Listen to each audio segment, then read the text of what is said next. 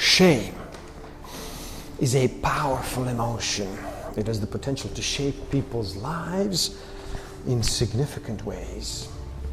The Merriam-Webster Dictionary defines shame as a condition of humiliating disgrace or disrepute. People who experience shame feel worthless, embarrassed, humiliated, and unclean. Disgrace, as if fallen from grace. Disrepute, as if somehow fallen from reputation. People experience shame for a number of reasons. Shame is often felt when someone experiences, commits, or associates with a shameful act. Perhaps the most common precursor of shame is trauma. When something terrible happens to a person, they often feel a great deal of shame over what happened. Shame is also experienced by people who commit reprehensible crimes, live in addiction, or experience stigmatized mental illness. Shame is so powerful that it can impact the whole trajectory of a person's life.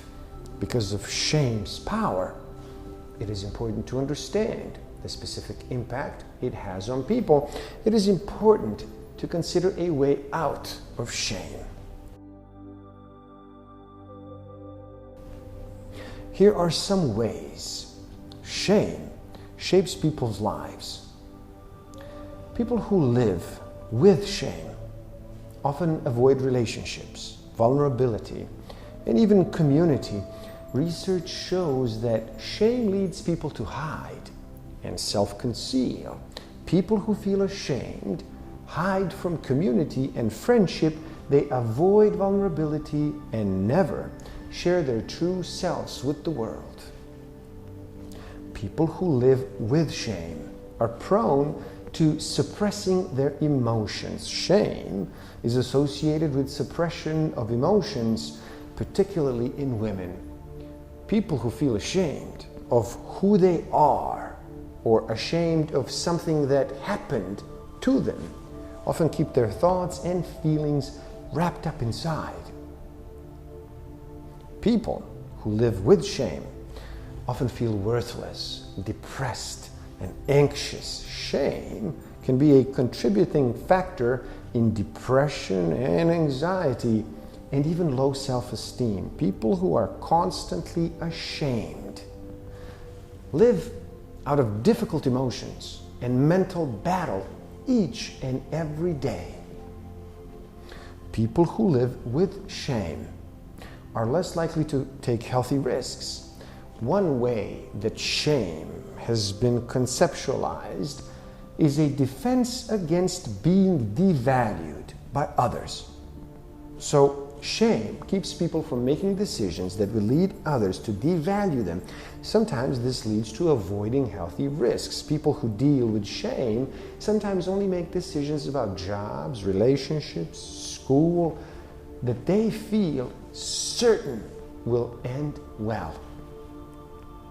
People who live with shame are more likely to relapse back into problem behaviors. Research shows that people who struggle with alcoholism are more likely to relapse back into drinking if they experience shame.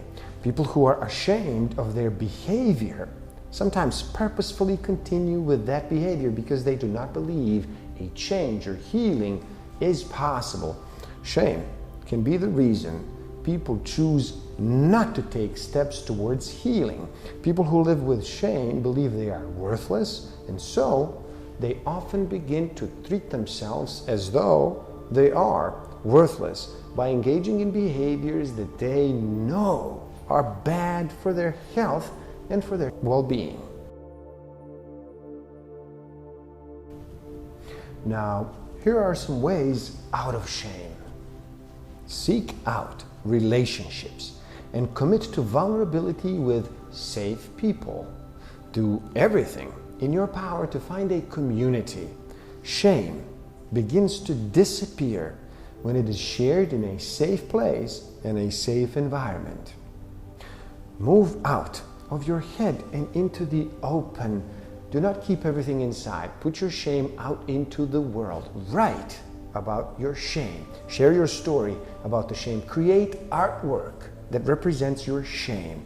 Shame finds healing when it is taken outside of ourselves and placed into the world in some way. Develop self-compassion. Consider what you would say to a friend who is feeling the same things you are feeling. Create a response to yourself with love and care and concern, just as you would respond to others with love and care and concern. Take one small risk. Attempt something that might end up in failure. Do something that is difficult. You will either succeed and find hope that you can do more than you thought, or you might fail and realize that failure isn't the end of the world. You can then try again. Either way, you begin to find healing for your shame, and also believe that healing is possible. Make one good decision in the right direction and see how you feel. Believe that you can choose to make good choices over and over again until your life is completely changed. The experience of shame, feeling of being unworthy or bad or wrong, can be extremely uncomfortable. Shame has the potential to change the way we see ourselves and may lead to long-lasting social, professional, and even sexual difficulties. The word shame means different things to different people, though shame is different from guilt and embarrassment. Guilt is usually understood to involve negative feelings about an act one has committed, while embarrassment deals with a social reaction to the act. Shame, on the other hand, involves negative feelings about oneself. And although a person can be shamed by peers or society in general, shame can also be experienced secretly. Shame may also be a symptom of some mental health diagnoses, such as body dysmorphia, or the product of a traumatic experience such as rape or sexual assault. Living with shame, regardless of the shame's source, can be a lonely and a demoralizing experience. Talk therapy or reality therapy, coaching, can help you address by addressing the underlying cause. You see, instead of dealing with symptoms, we must start discovering, understanding, and eliminating causes. Symptoms will automatically disappear as we eliminate a cause.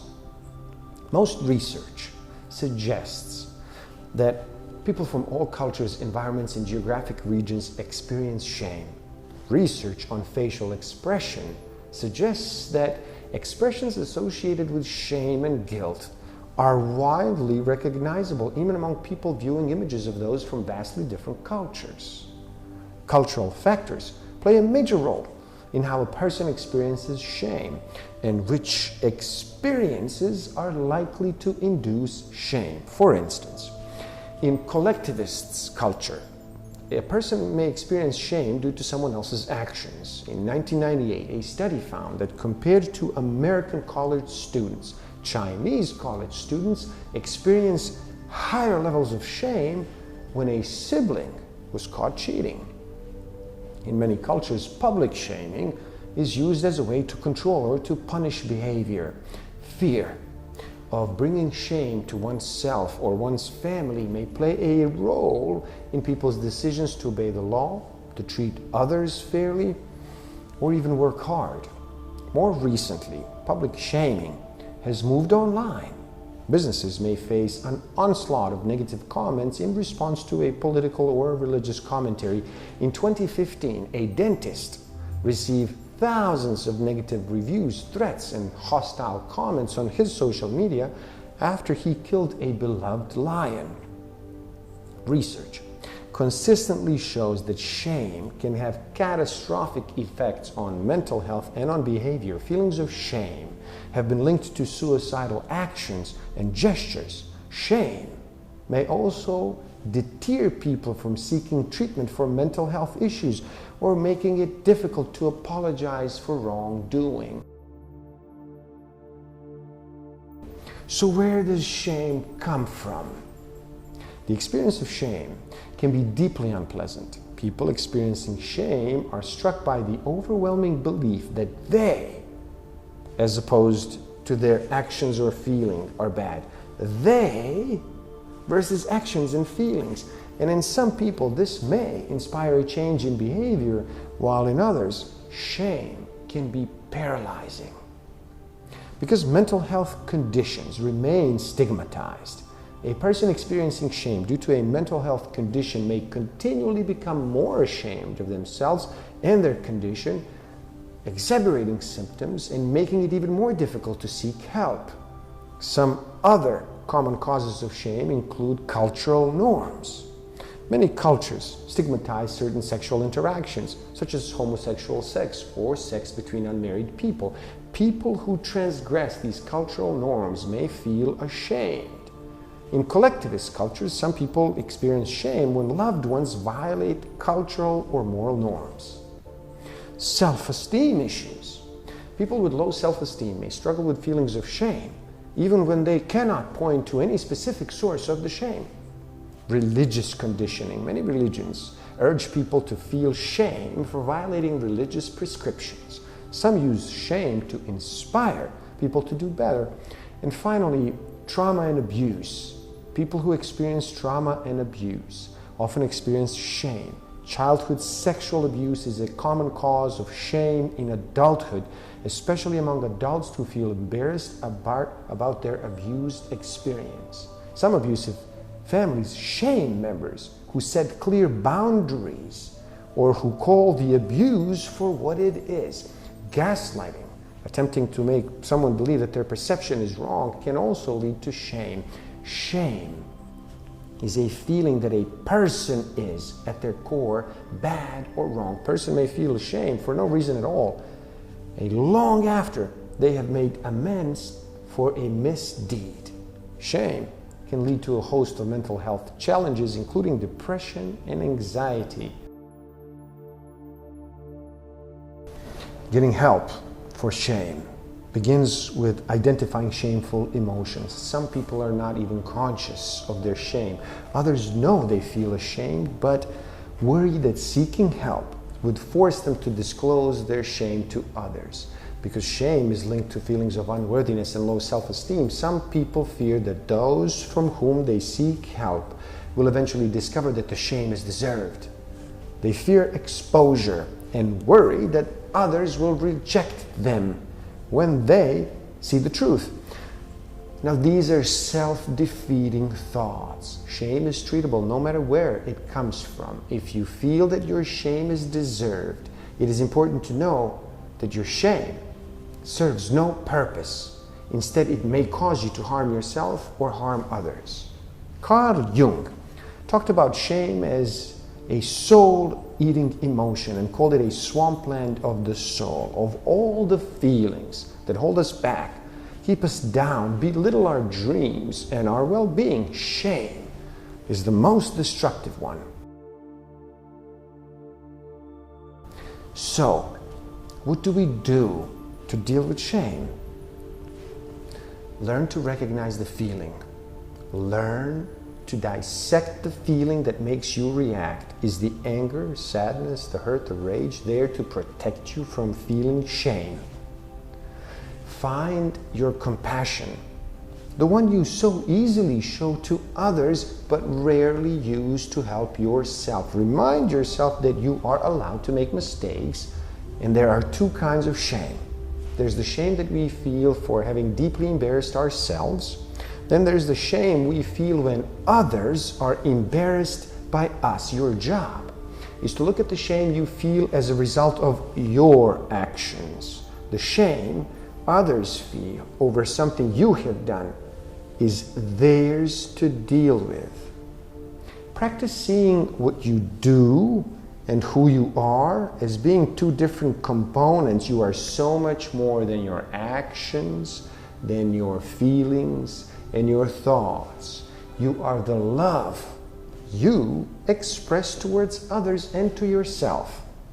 Work on finding your self-worth. You are worth it. You are allowed to take up space, and you are allowed to be less than perfect.